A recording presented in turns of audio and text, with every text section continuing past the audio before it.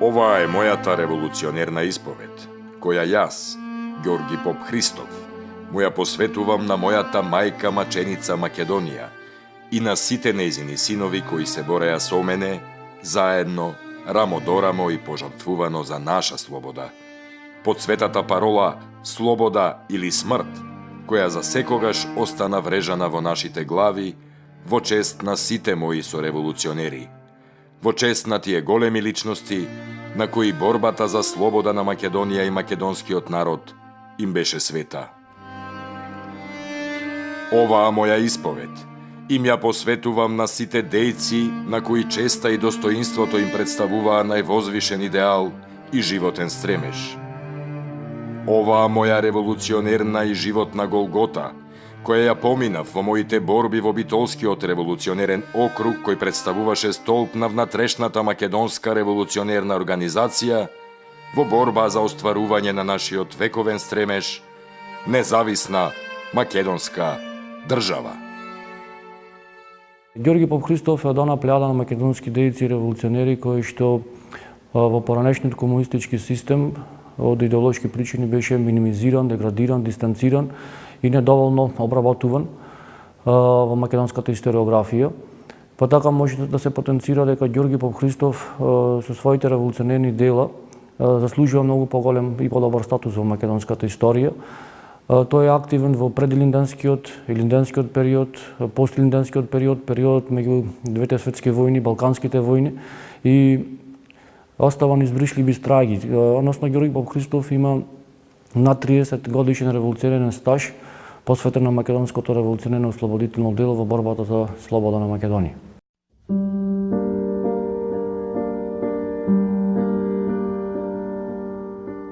Роден сум во село Крстоар, Битолско. Селото се наоѓа јужно од Битола. Мојот татко беше религиозен човек кој изгради црква во 1890 година. Тој беше голем патриот кој безпрекорно ја сакаше нашата поробена Македонија. Татко ми беше свештеник во 3 села – Крстоар, Бистрица и Кравари. И секаде каде што држеше проповеди, зборуваше за слободата и правдината, како највисоки човекови придобивки. Беше голем поборник против грчката пропаганда која се ширеше меѓу христијанското население. Во Битола завршив 4 клас во бугарската машка екзархиска гимназија. Таму се сретнав со Антон Кецарков и со Ѓорче Петров. Постојано ги слушав страданијата на мојот напатен и поробен македонски народ од турска власт, за грабежите, убиствата, палењата на куќи, сите тие неправди кон мојот народ кај мене предизвикаа бунтовност и голем гнев. Кај мене се раѓаше желбата за слобода. Кога се работи за револуционерниот профил на Ѓорги Поп Христов, треба да се напомене дека Ѓорги Поп Христов се издигнувал пред се со својата целосна доследност, посветеност на македонското ослободително дело. Тој доста лојално, доследно и одговорно ги извршувал задачите дадени од организацијата и пред се карактеризирал со неговата честност, меѓутоа уште повеќе со неговата скромност. Така го пишуваат и неговите сореволуционери. Од неговото зачленување во редовите на македонската револуционерна организација, тој станал доста близок со револуционерот на Дамјан Груев, со кој што заедно делувале во Битолскиот револуционерен округ и станал еден најблиските соработници на Дамјан Груев. Ѓорги Поп Христов во формирањето на македонската револуционерна мрежа, на револуционерната мрежа во Битолскиот револуционерен округ одиграл круцијална улога. По препорака и по барање на Дамјан Груев, тој бил во 1897 година испратен во Леринско и Костурско заедно со Павел Христов, каде што ја формираат револуционерната мрежа во Костурско и во Леринско.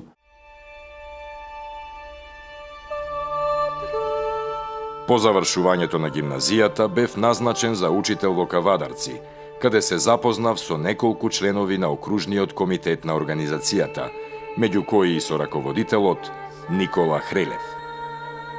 Јас бев решен да пристапам во македонската револуционерна организација. Така, еден ден, пред кама и револвер, дадов заклетва и се зачленив во организацијата. Ме обзеде посебен борбен елан и патриотски дух и бев среќен што ќе му служам на македонското ослободително дело.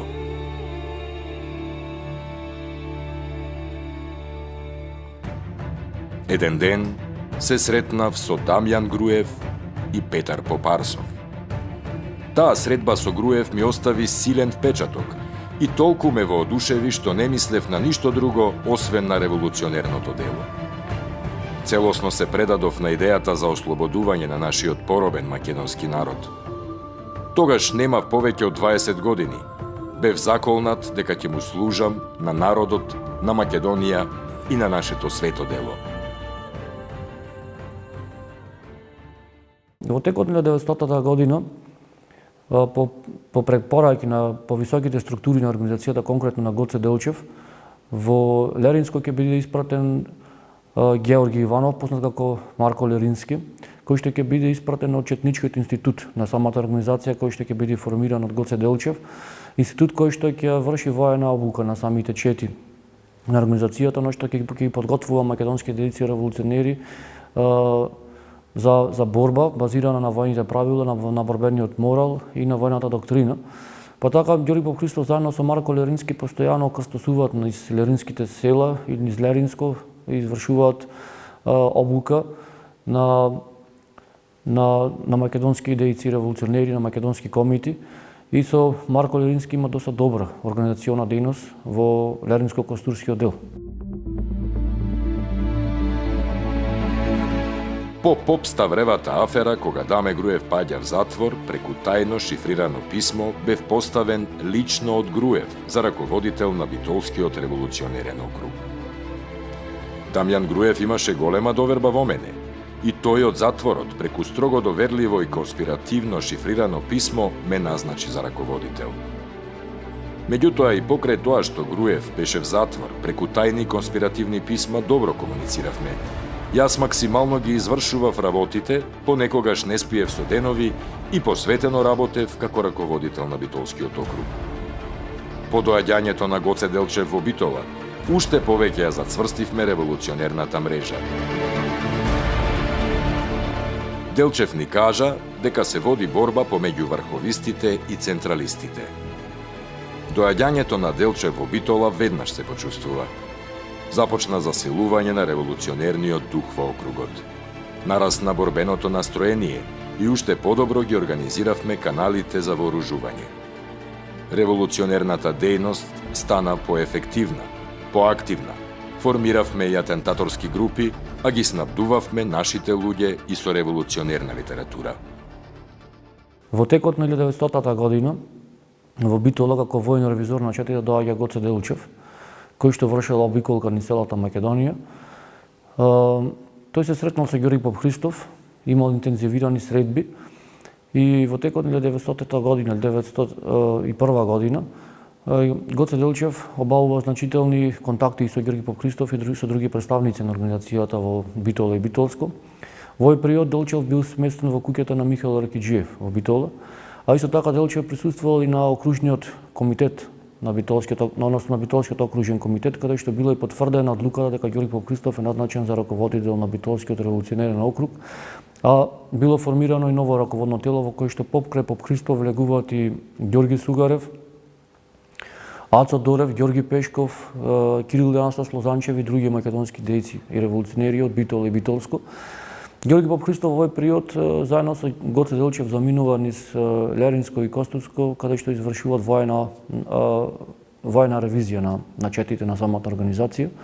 И може да се потенцира дека по доаѓањето на Гоце Делчев, како што и самиот Попхристов наведува во своите спомени, Ѓорги Попхристов ја уште повеќе зацврстува револуционерната мрежа во Битолскиот револуционерен округ.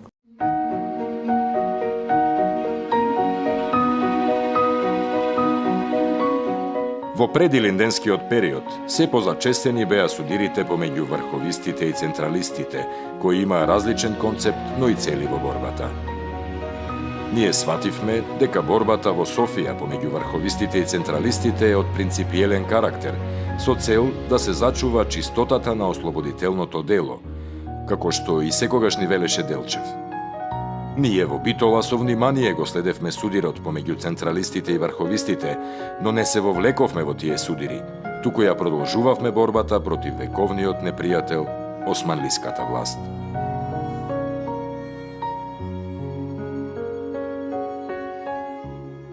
На Смилевскиот конгрес, каде што конечно била донесена и крајната одлука за крајување на Линденското восстание со познатата парола на Дамјан Груев подобар ужасен крај од ужас без крај, Ѓорги Попхристов бил избран за делегат.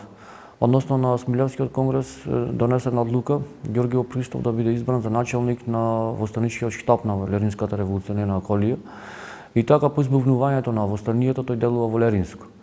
Мора се потенцира дека во вирот на Линденското восстание Ѓорги Попхристов како предводник на восстаничките акции во Леринско одиграл круцијална улога во борбените действија против турскиот аскер и Башибузук.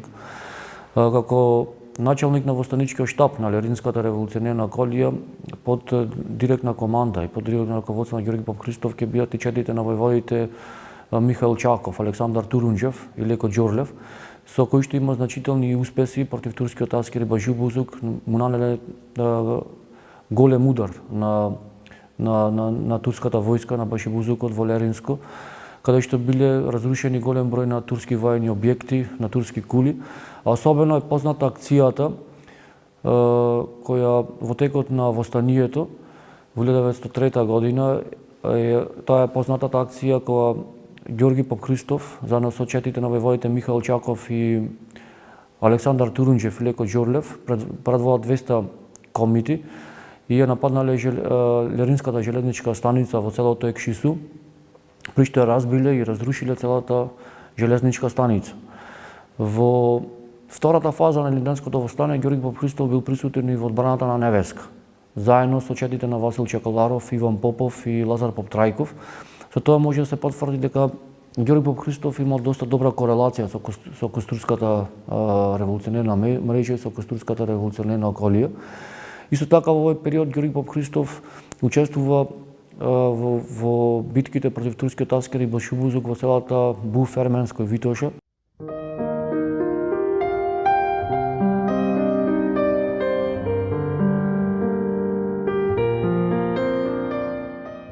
На 27 септември 1903 година доаѓа до еден судир со 1000 турски аскери Башибузук со четите на Борис Сарафов и Ѓорги Попхристов.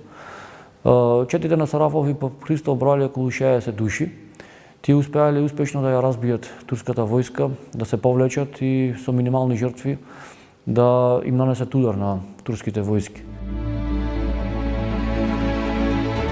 Дојде Сарафов и тој го донесе известувањето за прекинување на дејствата на 27 септември. Се сретнавме во Буф, на планината. Таму бевме предадени од еден гркоман Влав, бивш анџија во Буф и нападнати од аскерот. Не обколија ноќе. На разденување видовме дека сме обколени и сардисани од многуте турски војници. Ние бевме 50 мина, а Сарафов имаше 13 души. Уште од мугрите почнавме да се повлекуваме по еден ендек, но не забележаа и отворија оган. Така почна битка во која дадовме 3 жртви, а имавме и 5-6 мина ранети. Тоа беше на 28 септември. Турците имаа околу 30 мртви, а турската војска броеше околу 1000 души, кавалерија и Башибузук. Се спушти магла, почна и да врне. Сите бевме обколени. Овде загина еден мој ученик од гимназијата, Костадин Ѓоргиев. Потоа го собравме оружјето и ги распуштивме четниците, освен старите комити кои ќе немаат дерман од турците, па ги испративме во Бугарија. Пушките ги скривме. На крајот ги обиколив со комитите селата, му помагавме на местното население. Одржав и неколку говори со цел да го зајакнам борбениот патриотски дух кај сплашените ни наши браќа и сестри во Леринско. Им кажав дека привремено ги прекинуваме дејствијата и дека ќе чекаме европејците да издействуваат реформи. Ако не дадат автономија на Македонија, може пак ќе се дигнеме на восстание, се додека не го оствариме нашиот стремеж за слободна Македонија и македонска држава. Во овој период турските власти испраќаат големи потери против најистакнатите представници на Македонската револуционерна организација во Битолскиот револуционерен округ, каде што и револуционерната стихија било најголема. Па така Ѓорги Попхристов, стравувајќи да не биде уапсен, нелегално преминува на грчка територија. Во Грција тој најверојатно во пратна предавство е уапсен од страна на грчките власти, од грчката полиција, најверојатно предаден од гркоманите од Лерин Ляринско. Заминавме тајно за Грција, откаде требаше да заминеме за Варна. Јас тргнав на 18 октомври со 9 души. Со мене дојде и Христо Настев. Во Грција грчката полиција не затвори во волос. Не испрашуваа кои сме и што сме. Се бориме за слобода на Македонија, одговорив, при што бев тепан од грчките полицајци. Не прашуваа зошто сме ги убивале грците. Убивавме шпиони, одговорив. Сакаа да не ликвидираат. Успеав да избегам од затворот, 2 дена седев сам во една приморска шума, јадев живи риби, бев изморен.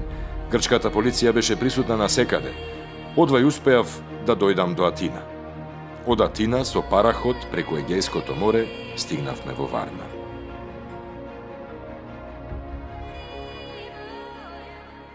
По трагичниот крај и епилог на Илинденското востание, положбата на македонското население во Битолскиот вилот било доста тешка.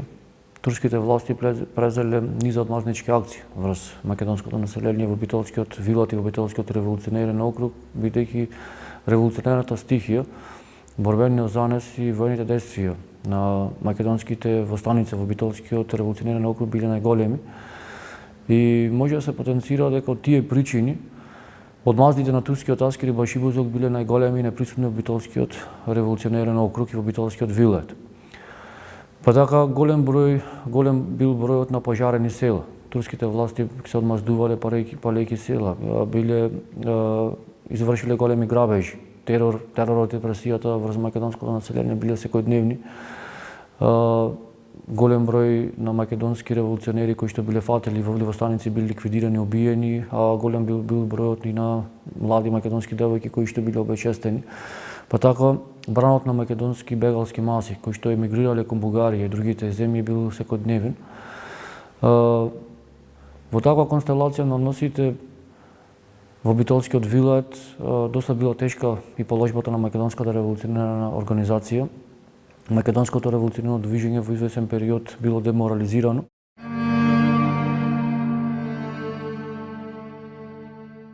По Илинденското востание нашиот народ беше исплашен, а турските грабежи и одмазди предизвикаа уште поголем страв кај христијанското население.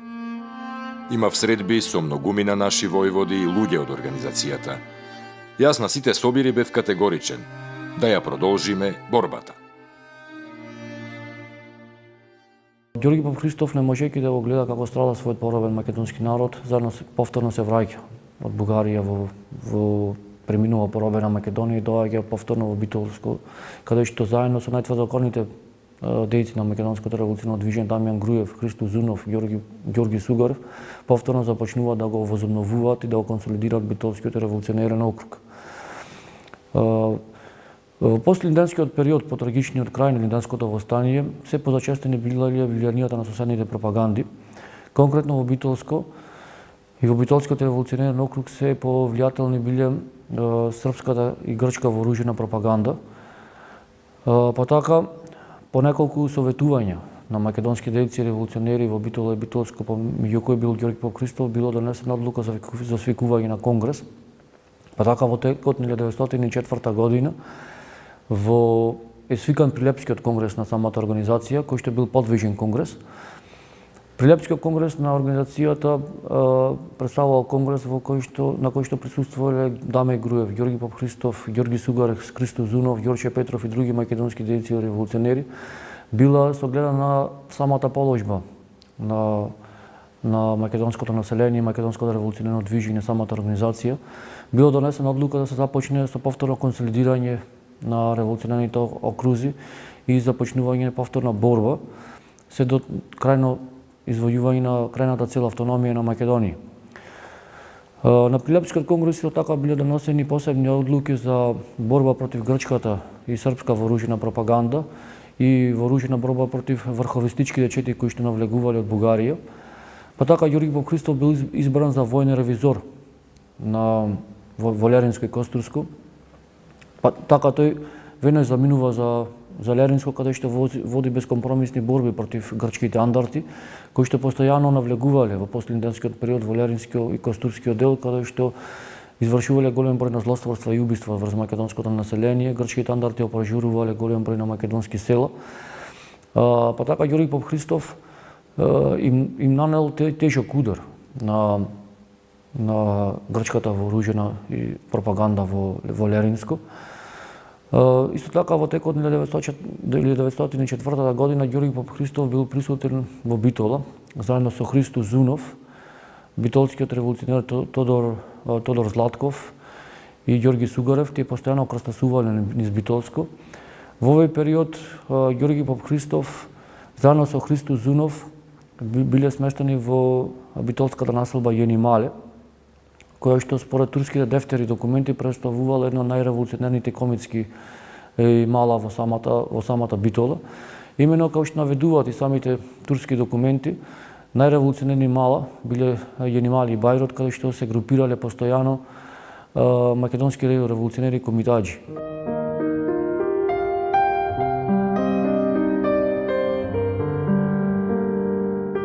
Грчките андартски чети имаа особено поддршка во патриаршиските села. Со српските чети се боревме во поречието, а во Костурско и Леринско со грчките андарти кои беа предводени од грчкиот владика Каравангелис. Целата зима, јас, Христо Узунов и Павел Христов бевме во Битола во населбата Јенимале на средба која турците ја сметаа за база на комитите. Јас и Христо Узунов една вечер бевме сместени во една куќа во Јенимале, кога турскиот аскер затропа наврата. Едва ја успеавме да пребегаме преку другите јенималски дворови. Морам да признам дека од Христо Узунов и Ѓорги Сугарев јас во тој период немав поблиски. Последната средба со Христо Узунов ми беше во Јенимале 1905 година. Кога се разделивме, јас заминав за Леринско и Костурско во борба против грчките андарти, а Узунов за Охрид. По неколку месеци, кога разбрав за неговото загинување, бев скршен од болка, затоа што изгубив сореволуционер, брат и другар. И така падна убиен Узунов. По извесен период беше предаден и во борба загина и Сугарев. Павел Христов замина, а во борба со турскиот аскер предаден загина и Дамјан Груев. Со смртта на овие херои се повеќе заслабуваше битолскиот револуционерен округ. Останав речиси сам да го раководам округот. Токму тогаш, кога грчките и српските банди ги напаѓаа и палеа нашите села. По избивањето на Младотурската револуција 1908 година и Јуриетот, голем дел на македонски дејци и револуционери се разоружале и започнале да обавуваат легална дејност.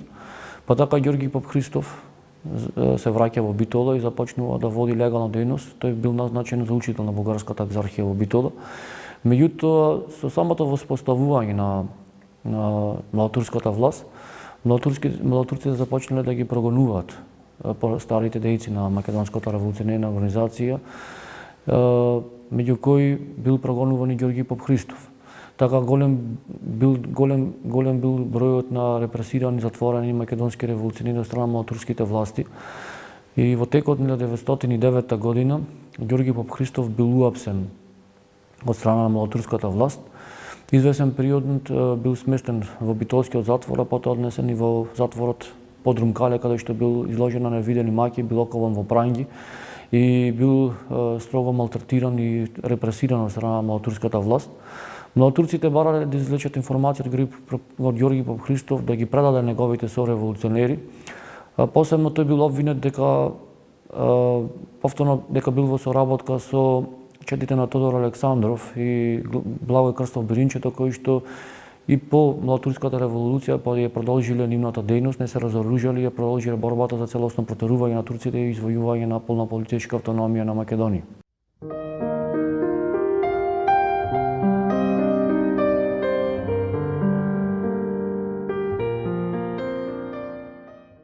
По затворањето на Ѓорги Поп Христов од страна на младотурските власти, тој бил однесен на заточение, односно осуден на доживотен затвор во островот Родос за Мала Азија, каде што бил сместен извесен период. Меѓутоа Ѓорги Поп Христов успел да пребега од затворот.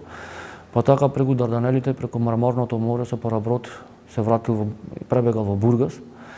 Извесен период живеел во Бугарија, каде што бил активен помеѓу македонската емиграција и учествувал со својот авторитет како македонски деец и револуционер кој што бил почитуван помеѓу двете разединети македонски револуционерни струи.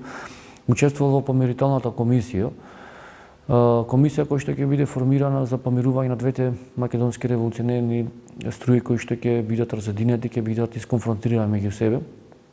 Па така може се потенцира дека со формирањето на помирителната комисија Ѓорги Попхристов заедно со доктор Димитар Владов и со Петар Дрвингов одиграле доста значајна и улога во помирувањето на македонското револуционерно движење.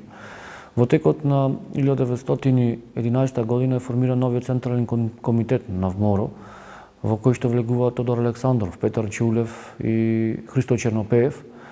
Па така Ѓорги Попхристов се повеќе ги интензивира контактите и одиграл значајна улога во помирувањето помеѓу македонски дејци и револуционери. Во текот на 1911 година или 1912 година се повидливи биле судирите и започнувањето се зборува дека во секој момент треба започне Балканската војна и дека Турција ќе биде нападната од балканските држави. Па така во овој период Ѓорги Попхристов влегува во редовите на македонското одринско ополчение. Самото ополчение било формирано од македонски доброволци, во кои што покрај Ѓорги Попхристов влегуваат и други македонски дејци револуционери, односно прекалени дејци и стари војводи од илинденскиот период. Четирите балкански држави – Бугарија, Србија, Грција и Црна Гора – охрабрени од Русија и другите европски земји и објавија војна на Турција. Ние сите тогаш верувавме дека војната ќе биде ослободителна и за нас, македонците. Затоа целата македонска емиграција се крена на нога, со голем ентузијазам да помага со се што може. Дојдоа македонски доброволци кои беа емигрирани, поранешни членови на ВМРО, да служат на својата земја дури од Америка. Извршниот комитет на брзина состави детален список на сите македонци и одринци. Уште пред објавувањето на војната, формиравме партизански одреди, ополченици. За секоја околија организиравме чети. Од тука, од таму се прибираше оружје, колку што имавме од организацијата. Исто така од македонската емиграција и доброволците од странство кои дојдоа, се организира македонско одринско ополчение, на кое оружје даде и Бугарија. Јас прво се вооружив со својата чета и заедно со четите на Алексо Стефанов, Павел Христов, Марко Иванов, Алексо Џорлев, сите околу 60 лица, заминавме за Битолско. Ја поминавме границата пред да се прогласи војната. Ја преминавме реката Вардар, која е втора граница, и стигнавме во Мариовско, каде се судривме со турската војска. Патем, во Тиквешко, бевме откриени од турците и водевме борба цели 3 часа. Таму паднаа и жртви, изгубивме 5 наши момчиња. Започна првата Балканска војна против Турција и водевме жестоки и крвави борби против турската војска. Ние, четите од Леринско и Костурско, се боревме фанатично, мислејќи дека конечно ќе ослободиме нашата родина Македонија и ќе добиеме своја автономија. Веднаш по завршувањето на Првата Балканска војна започнува Втората Балканска војна. Во Втората Балканска војна јасно ќе бидат искристализирани намерите и целите на балканските држави. Така со самиот почеток на Втората Балканска војна јасно ќе бидат истакнати хегемонистичките аспирации, националистичките стремежи на големите на балканските држави и големодржавните цели на Србија, Грција и Бугарија за преграбување и распарчување на Македонија. Втората Балканска војна ќе биде војна која што ќе се води помеѓу српските, грчките и бугарските војски за завладување и заграбување на Македонија. Во овој период Ѓорги Попхристов повторно се наоѓа во редовите на македонското одринско ополчение. Посебно познат е по неговите битки во Мариовско, во Скочивир и во битките на завојот на раката Црна.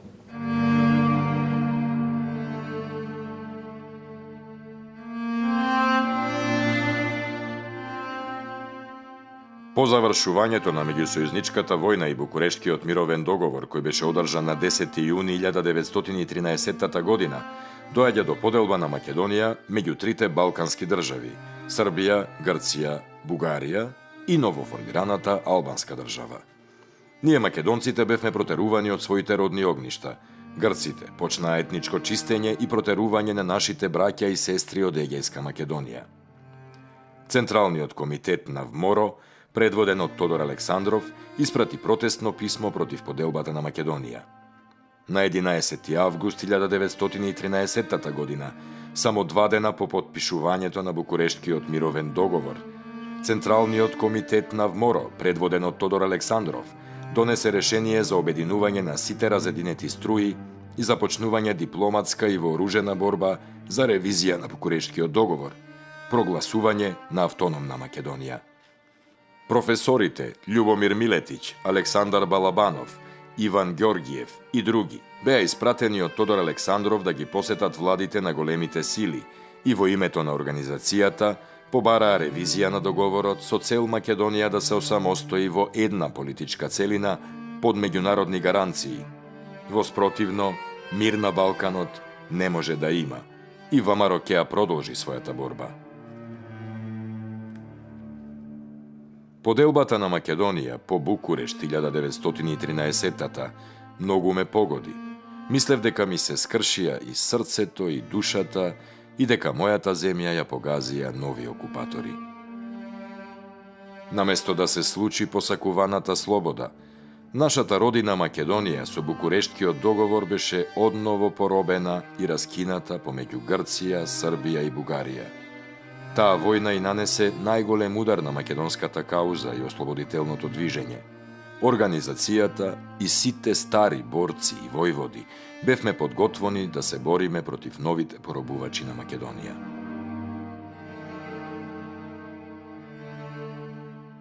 Непосредно пред почетокот на Првата светска војна, Ѓорги Попхристов се пројавува како еден од главните подписници на протестното писмо против поделбата на Македонија. Во ова протестно писмо покрај Ѓорги Попхристов ќе бидат подписници Тодор Александров, Петар Чеулев, Христо Матов, Христо Чернопеев, Александар Протегеров и други истакнати македонски дејци и револуционери како членови на Македонското одринско ополчение, до претседателот на Лондонската мировна конференција Едвард Греј.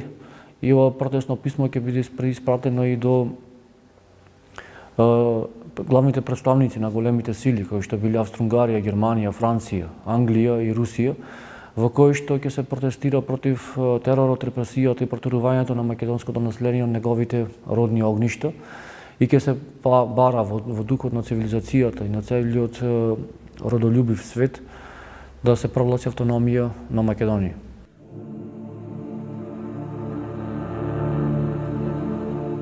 Во време кога постоеше поделеност во организацијата, почнавме да се организираме ние, старите дејци и војводи, за формирање на едно тело кое ќе ги обедини сите македонски револуционери под едно знаме и еден идеал – борба за независна Македонија. Токму во тоа време се роди идејата, ако не се лажам, оваа идеја беше на Христо Матов, да се организираме сите поранешни дејци во едно ново легално друштво под името Илинденци, односно ја формиравме Илинденската организација.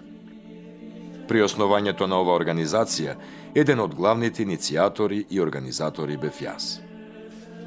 Бевме поставиле за цел да ја воскреснеме старата револуционерна борба во Македонија, да ги поддржиме и материјално нашите отпаднати поранешни другари и браќа по оружје.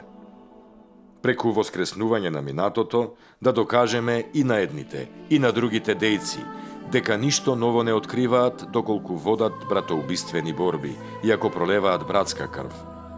Општо познато е дека во минатото борбата која ја водевме беше за автономија на Македонија. За оваа кауза беше борбата во Илинденската епопеја, борба за автономна Македонија, од Егеот, Вардарот и Пиринот, во една целина, во една држава.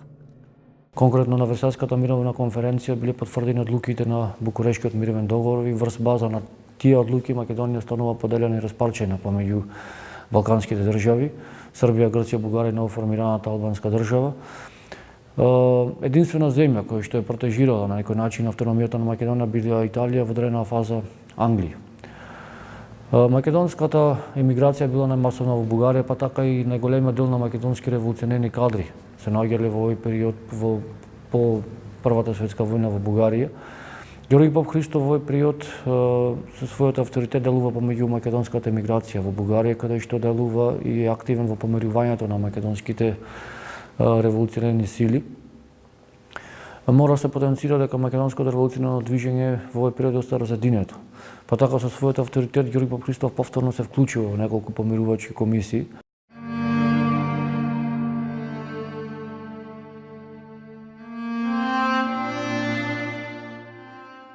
Со самото основање на Линденската организација, Централниот комитет на ВМРО, односно незиниот водач Тодор Александров од касата на организацијата им испратил 100.000 лева за потребите на самата Линденска организација. И организацијата, односно ВМРО и Линденската организација од 1923 година има доста добра корелација и соработка. Самата Линденска организација во која што еден од главните дописници ќе биде Ѓорги Попхристов, ќе го издава весникот Илинден. Меѓутоа, како што наведува во своите спомени Ѓорги Попхристов, тој и покрај тоа што бил деец и член во редовите на Линденската организација, тој сепак едноставно не се пронаоѓал да делува во една легална организација, додека неговиот народ бил поробен и распарчен. И додека во овој период Македонија поделена и распарчена помеѓу Србија, Грција и Бугарија, тој да делува во една легална организација. Па така, како што наведува самиот тој во неговите спомени, во себе почувствувал дека е потребен внатре, во Вардарска Македонија, односно во Битолско, да делува со своите чети. Јас сметав дека повеќе ќе бидам корисен на македонското ослободително дело ако се приклучам повторно во вооружената борба и со чета се борам внатре во Вардарска Македонија, во Битолскиот округ, каде што и припаѓам, каде што и бев потребен на нашите поробени браќа. По превратот во Бугарија, јас како раководно лице на Линденската организација заминав кај Тодор Александров да се видиме и поразговараме за некои прашања од организационен карактер. Тогаш сам му ја кажав мојата желба за повторна четничка дејност и вооружена борба внатре во Вардарска Македонија поробена од србите и му реков на Александров дека сакам да му служам на делото со оружје. Истакнав дека јас сум подготвен во целост на располагање на ВМРО.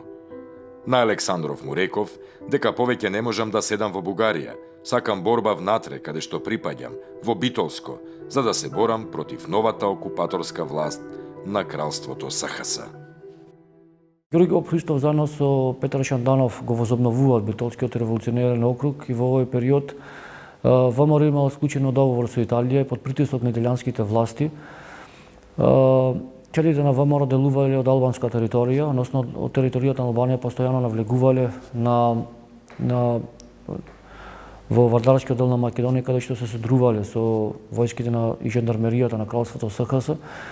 Содирите помеѓу четите на Ѓорги Попхристов и на Петар Шанданов и Крум Петишев ќе бидат постојани.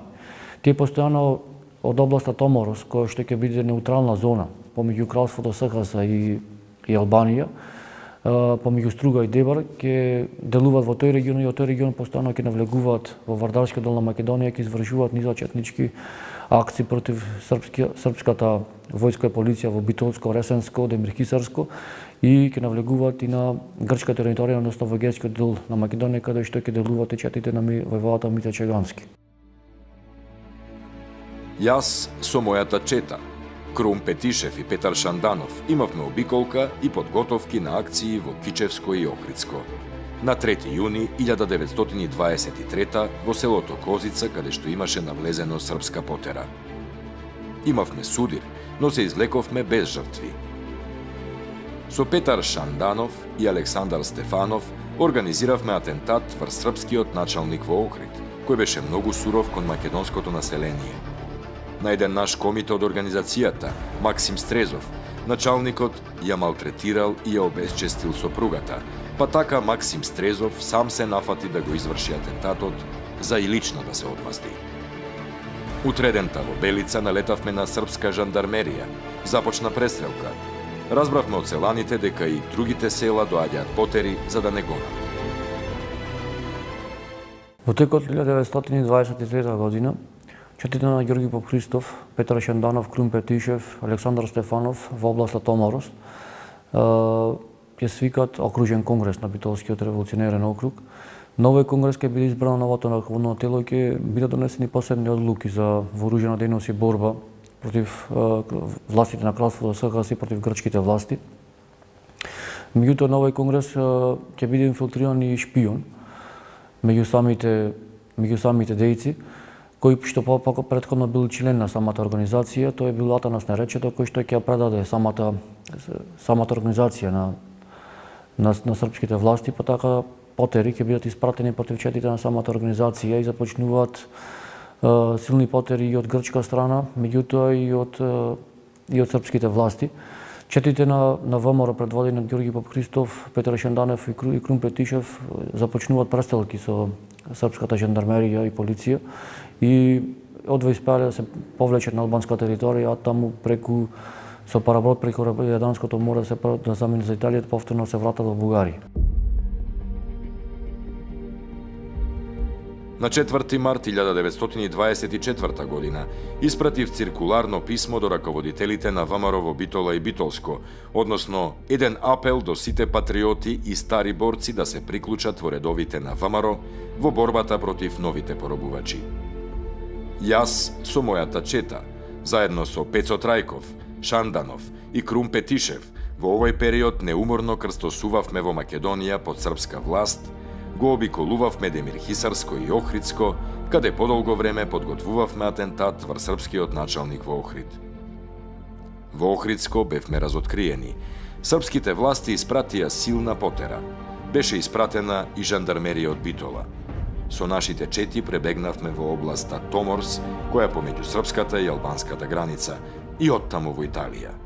Јас агитирав помеѓу македонското население во Битолскиот округ дека ние, ВМРО, се бориме со сите средства и пожртвувано за независна Македонија. Во текот на 1923-1924 година во Битолскиот револуционерен округ имало низа судири помеѓу четите на Георги Попхристов, Петар Шенданов и Крум Петишев со грчките војски и со српските војски. Па така, во текот на 1923 година четите на Попхристов се присутни во Ресенско, односно делуваат во селата Брајчино и Сливница, каде што во неколку наврати се судрили и со српската и со грчка војска, кој што организирала координирана акција прогонувајќи ги четите. Па така преку планината Пелистер, четите на Попхристов успева да се провлечат, да се вратат во битолските села, каде што заменуваат во Смилево, а оттаму повторно со преправени во обични работници заменуваат во Албанија и се префрлаат во Италија. По неколку жестоки судири со грчките и српските војски, кои ги имавме јас со мојата чета, Крум Петишев и Пецо Трајков, се упативме кон Демир Хисарско. На 2 август 1924 година, ден Илинден, заедно со моите соборци се наоѓавме на планината Бигла во местноста викана Црнврв. Јас, Георги Попхристов, овој ден посебно го паметам. Пред 21 година на ова место го развивавме знамето на востанието. За тој 2 август какви не спомени се будат во мојата душа. Особено Смилево, кое беше токму под нас и се гледаше од врвот. Тешка тага ме налегна кога се сеќавам на тие маки, страдања, жртви кои ги дадовме за Македонија. Тешко воздивнав. После толкави борби и жртви во минатото кои ги дадовме, наместо да се ослободиме, денес паднавме во едно многу потешко робство, под срби и грци. Во мислите ми се сите соборци и другари кои паднаа за македонското ослободително дело. Тогаш со моите соборци се поздравивме сите и си посакавме успех за новата борба против србите. Во чест на празникот Свети Илија и во чест на хероите кои паднаа во Илинденското востание, запеавме "Жив е тој, жив!" Додека делувал во внатрешноста на Битолскиот револуционерен округ, Георги Попхристов тој целосно бил отсечен од случувањата во високите структури на самата ВМРО. Тој случајно преку еден весник преку еден српски вестник во текот на 1924 година пролетта, дознава за потпишувањето на Мајскиот манифест. Именно Мајскиот манифест представувал една идеја, иницијатива за помирување и обединување на сите македонски револуционерни сили кои што во тој период биле разединети, поделени на лево и десна струја во самата ВМРО, обединување на сите македонски револуционерни сили во единствен револуционерен фронт со посредство на Коминтерната и Советска Русија. Самиот Мајски манифест, кој што бил еден апел и една иницијатива за обединување на сите македонски револуционери во една заедничка револуционерна борба за независна македонска држава во едната Балканска федерација, го израдувал Ѓорги Попхристов и тој самиот се надевал дека конечно македонското револуционерно движење сплотено ќе започне да делува и ќе извојува својата посакувана цел за извојување на независност на македонска и создавање на независна македонска држава.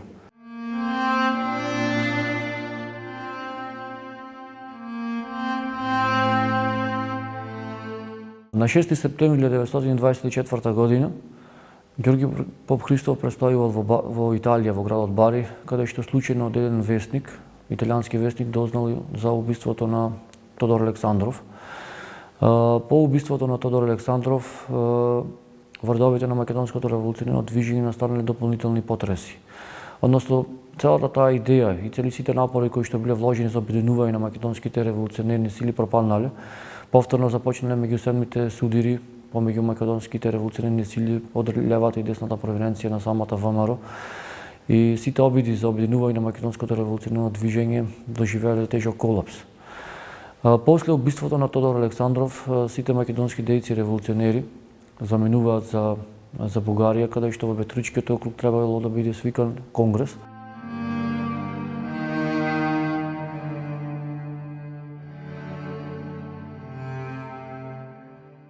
Од 9 до 12 февруари 1925 година во селото Србиново, Горно Џумевско, е свикан се 6-тиот конгрес на ВМРО. На овој конгрес била разгледана целата ситуација после убиството на Александров. По иницијатива на сите делегати присутни на конгресот, Ѓорги Попхристов избран за член на Централниот комитет на ВМРО заедно со Иван Михајлов и Александар Протогеров.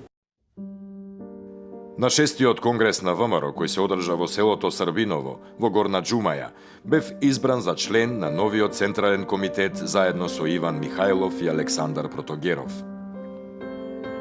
Како член на Централниот комитет врз база на самите решенија, испратив циркуларно писмо до сите војводи, во кој напишав дека борбата мора да продолжи и дека сите треба да му служиме на делото. Според член 1, прва точка на Конгресот беше обединување на разделена Македонија во незините географски граници и издвојување во целосна политичка автономија. На 6-тиот Конгрес ја издигнавме паролата преданост, работа, дисциплина и со сите средства борба за независна Македонија. Од 1926 година Ѓорги Попхристов повторно по неговото назначување за председател на Битолскиот револуционерен округ со своите 4 навлегува во Битолско, каде што води ни за судири, има ни за судири и со српската жандармерија и војска, меѓутоа навлегува со своите 4 заедно со 4 на Крун Петишев и на грчка територија, каде што преку Пелистер се содруваат со грчките војски. Во Леринско во овој период Ѓорги Попхристов делува заедно со четата на војводата Мица Чегански и војводата Борис Изворски, каде што имаат низа судири со грчките војски. Па така, грчката војска и полиција заедно со српските војски започнуваат ни координирани акции, каде што ги прогонуваат и испраќаат потери по четите на Ѓорги Попхристов и Крун Петишев. Па така војна вооружена престрелка која што се случила на планината Баба, преку Пелистер четите на Попхристов и Крун Петишев успеаат да пребегаат, меѓутоа во овие судири Крун Петишев бил полесно повреден.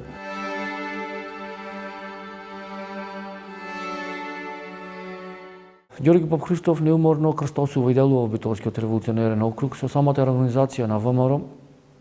Под негова команда ќе бидат организирани голем број на атентати во Битолскиот револуционерен округ.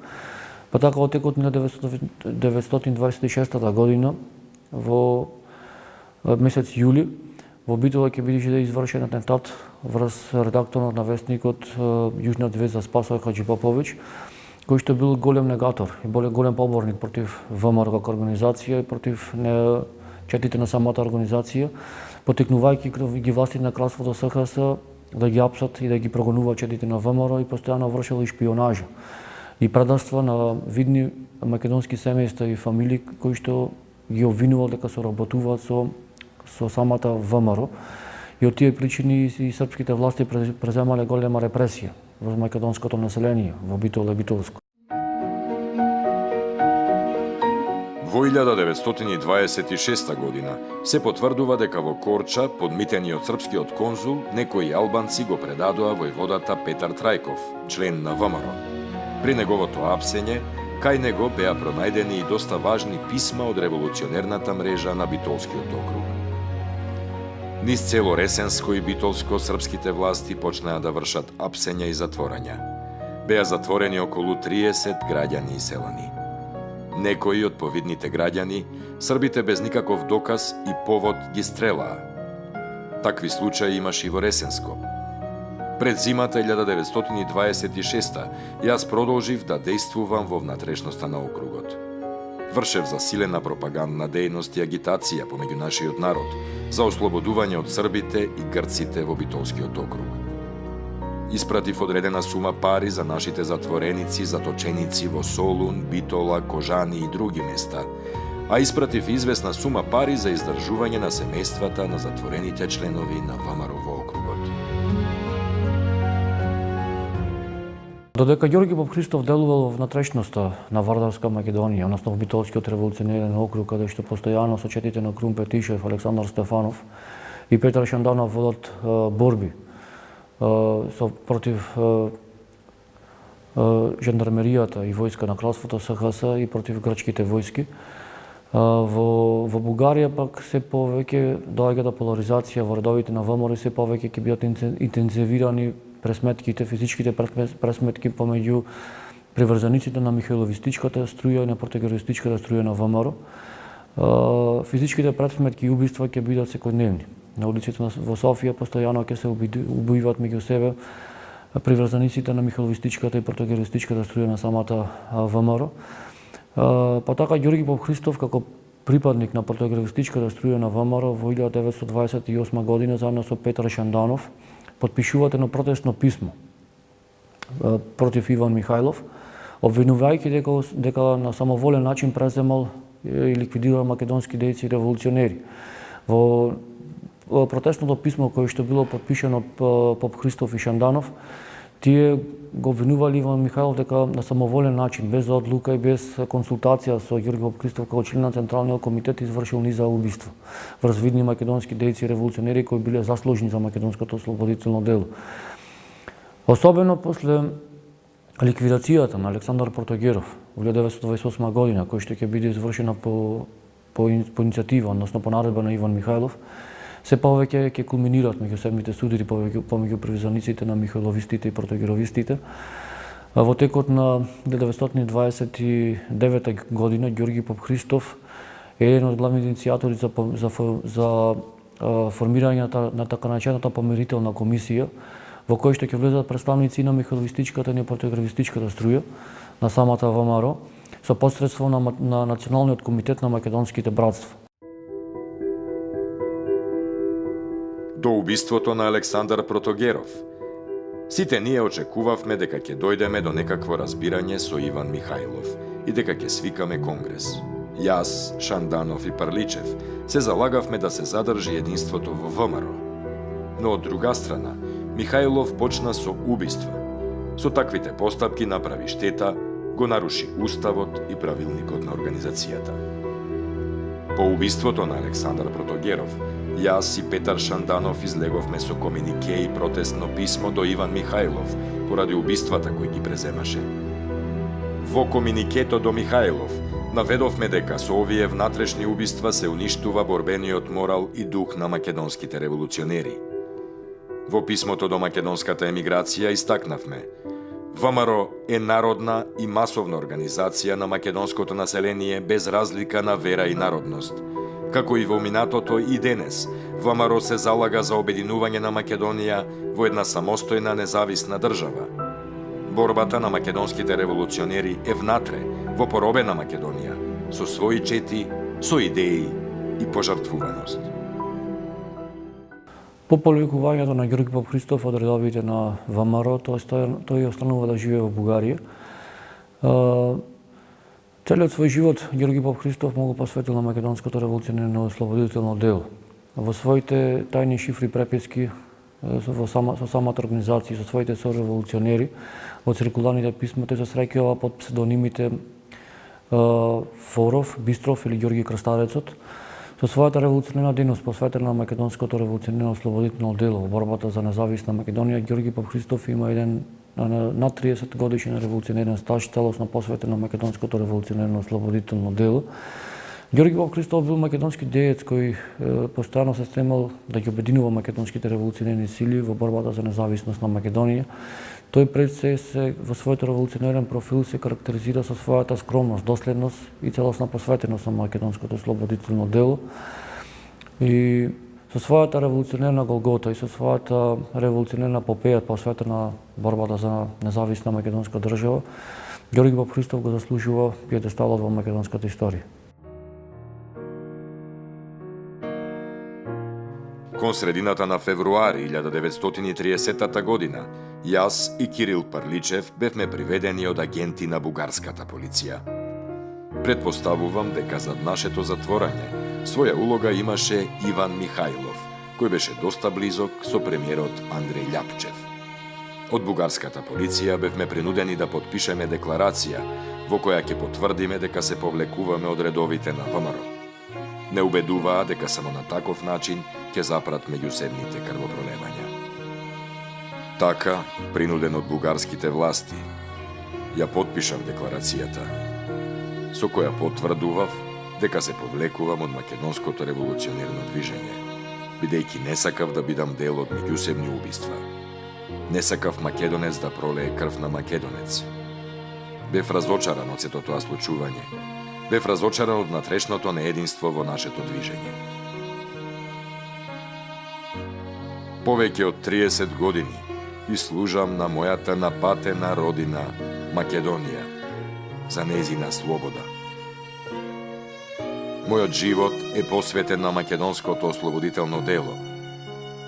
Сепак, сакам да останам скромен македонски деец, кој целосно и доследно и служел на македонската кауза.